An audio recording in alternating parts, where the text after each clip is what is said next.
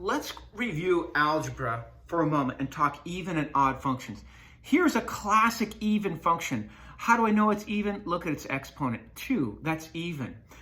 What's another way to get an even function by looking at its graph? Well, here is our line x equals 0, also known as the y-axis. If the y-axis, or this line x equals 0, provides the halfway line, the mirror image line, or we call it the axis of symmetry. So what happens on the left is equal to what happens on the right. Just by looking at the graph, then you could conclude it is an even function. So here is some x. If this is f of x, that implies that this point is x, comma, the y value when I plug in that x. So bear with me here. This point is x, comma, f of x. If I go an equal distance, so I went 5 this way. If I go 5 this way, I don't know if that's 5 or not. So I'm going to call that negative x. So they're mirror images. I went this far, I went this far in both directions. Well, that will imply that this point is negative x. To find the y, I'd have to do the function value at negative x. So look at these.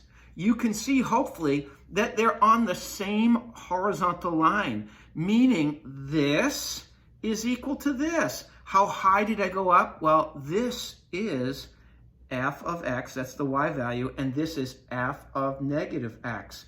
Hopefully my diagram is clear enough to show that for even functions, f of negative x equals f of x. A telltale sign of an even function is we have symmetry across the y-axis. How about an odd function? Here's a classic odd function. How do I know it's an odd function? If it's x to the third, that's an odd exponent. That tells me right away this is odd. Well, if I go over x, then this point is x, comma, f of x. And if I go over that same distance, but in the negative direction, then this point will be negative x, comma, f of negative x.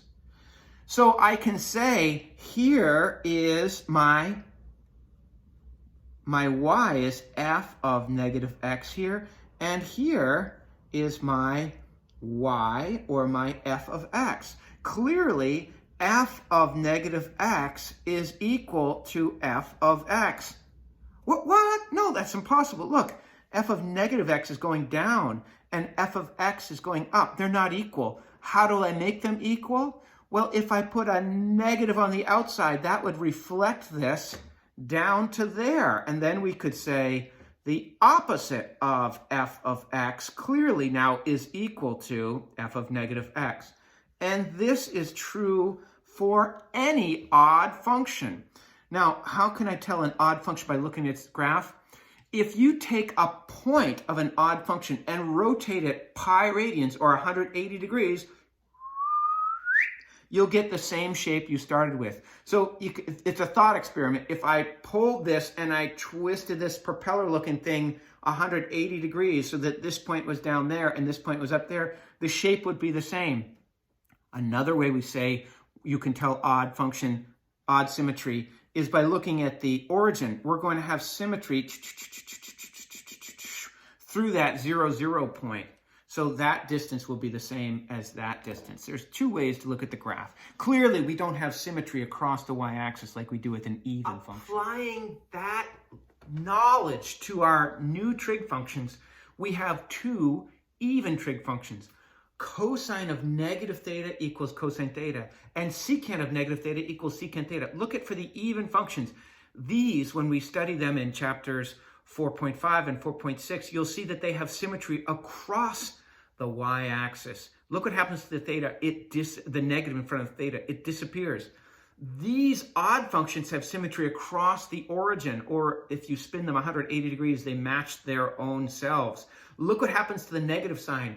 Sine of negative theta equals negative sine theta. It popped out front. Cosecant of negative theta is negative cosecant theta. It popped out front. Tangent of negative theta is negative tangent theta. The negative popped out front. And cotangent of negative theta equals negative cotangent theta. It popped out front. You're going to see why when we look at their graphs for sine and for sine and cosecant in chapters 4.6 and 4.7 and 4.5, you'll see that these graphs have symmetry across the origin. That's why this is happening. Notice the general case that I want you to know for odd functions is f of negative x is equal to negative f of x. That's true of any odd function. And look what happens. The negative is popping out front for odd functions. And the general case here is f of negative x is f of x. That negative disappeared for the even functions as the negative disappeared there.